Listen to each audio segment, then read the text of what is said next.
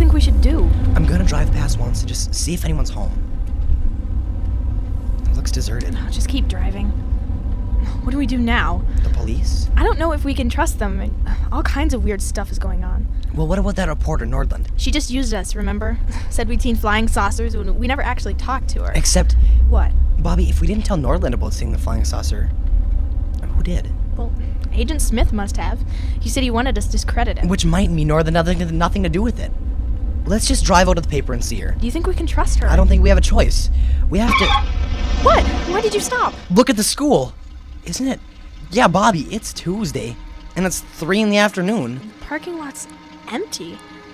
Is it a day off? Well, still, there's always some cars. But now, there's nothing. Bobby, have you seen anyone since you've been in town? Not on the street, but it's kind of cold. But there were other cars, weren't there? I think we were both so intent on getting home, I don't even think really even noticed. There, up on the highway, there's a car. What are you doing? I'm gonna chase it down. Why? Bobby, this is the only car we've seen all day. I want to talk to that guy, whoever he is. Oh, don't drive so fast. Just until I catch him. Hang on. Okay, will you slow down now? Just a second, let me pull alongside him. That's not possible. Sean, there's no one driving the car. What would... Wait a minute. There's another one.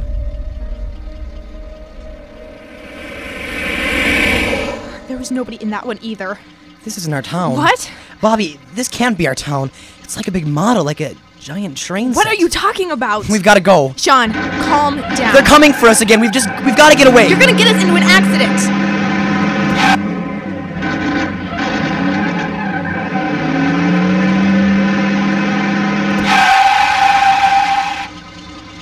Sean? I see them. There's some behind us. They're all around. They're circling the truck. Sean, you can't. I have to. Sean, you can't run them They're down. circling around us, Bobby. We can't escape unless we go straight over them. Sean. Hang on. Sean, no. What is it? I don't know. The truck stopped. Sean, they're coming. Get out. They're coming. Ah!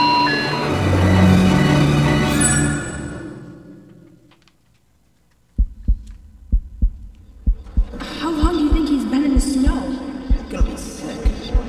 It's them. They all look like that guy in the snow. What are Mom and Dad doing? I don't know. Should we? It's them. They all look like that guy in the snow. What are Mom and Dad doing? I don't know. Should we? It's them. I'm gonna be sick. It's them. Please don't come any closer.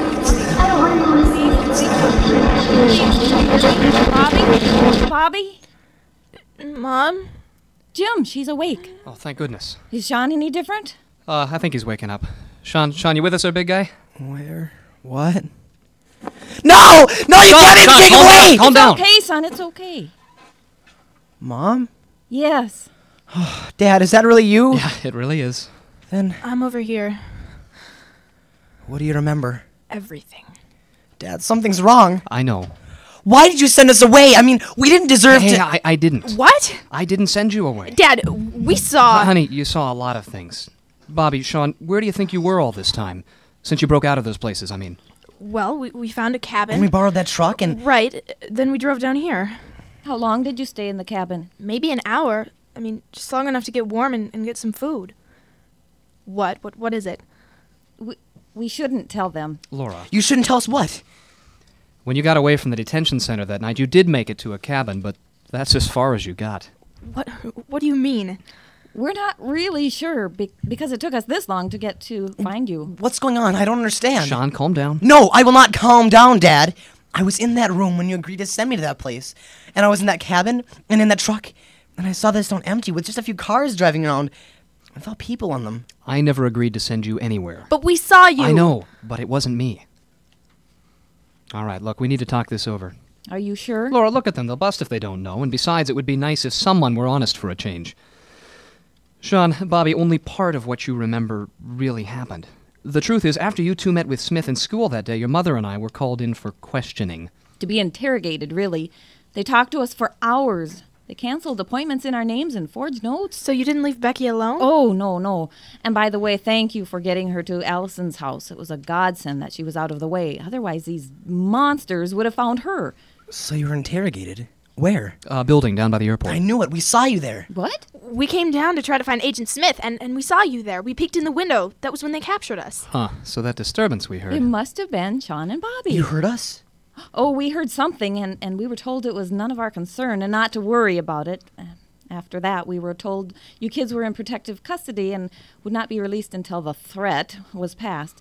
But that was a week ago. I've been working nonstop to find out where they'd taken you since then and to get you released. But we saw you. We talked to you. I know. But if it wasn't you in that room, who was it? I don't know. I just want you both to know that your mother and I would never do anything like that. We believe in you two, and we believe in justice. No one gets sent to jail without due process, not even minors who are out after curfew. Okay, we believe you. Thank you. But what about the truck and the cabin? You said we never really left. Well, about 24 hours ago, your father finally got through to someone at Homeland Security, someone who was above that Agent Smith. They located you, they picked us up, and we were flown to a building. I think they said it was near Black Duck. The detention center I was in. Maybe. I don't know. They brought you up from the basement, and they said you'd been unconscious for a long time, but you didn't look natural. When we got you to this hospital, the doctor said you were full of all kinds of chemicals. Now you tell us you saw the town? Well, we borrowed a truck and we drove to town. It was empty except for those agents. Sean, you never came to town. You've never been back. We're an hour away right now. Who can do something like this? Well, that's what I think we need to find out, and right now. Laura, press the nurse's button, please. Kids, now that you're conscious, it's time we all got a few answers. Awake? Yes. Good. Icebox Radio will return in a moment. Crawfish bits, and we have the chicken and sausage gumbo. In a corner of Louisiana where jobs are scarce and many live in poverty, one community has found a recipe for hope. This popular restaurant is also a school where young people from the inner city can learn the skills they need to find good jobs. Today, 1 in 8 people lives in poverty, but a taste of hope can work wonders. For easy ways you can help, visit povertyusa.org. A message from the Catholic Campaign for Human Development. Download complete. The Icebox Radio Theater is now your home for mystery. Tales of mystery, tales of suspense. All original, all the time. What's that? What's what? Something's over there. Visit iceboxradio.org for CDs, downloadable MP3s, information on coming attractions, and more. Do I frighten you, little girl? On the World Wide Web at www.iceboxradio.org. Oh, back to the land of the living, huh? That's great. Don't touch me. Now, Sean... Don't touch him. Folks, I really don't see why we have to... You promised us answers, Smith. Get on with it. Please leave so that I can start spreading your story to every newspaper in the country. Do you think any of them will believe you, Jim? Enough to lose you your job.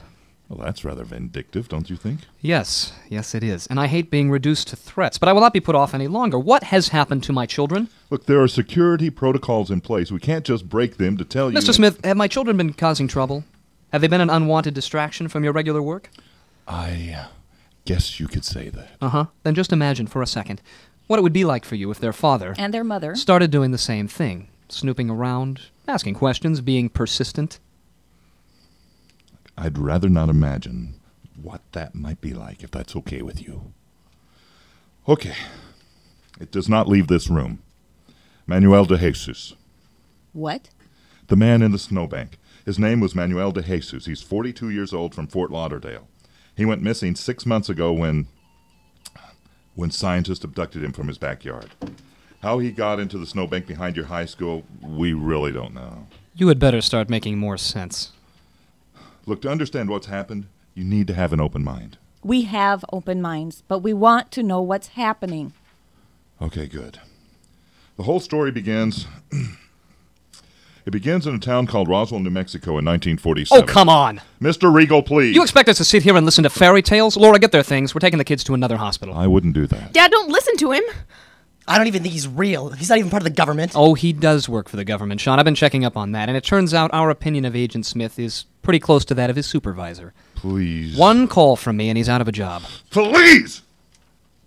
You want to know the truth? I can tell you the truth, but only if you're willing to hear it. Now, do you believe there's more to this world than meets the eye?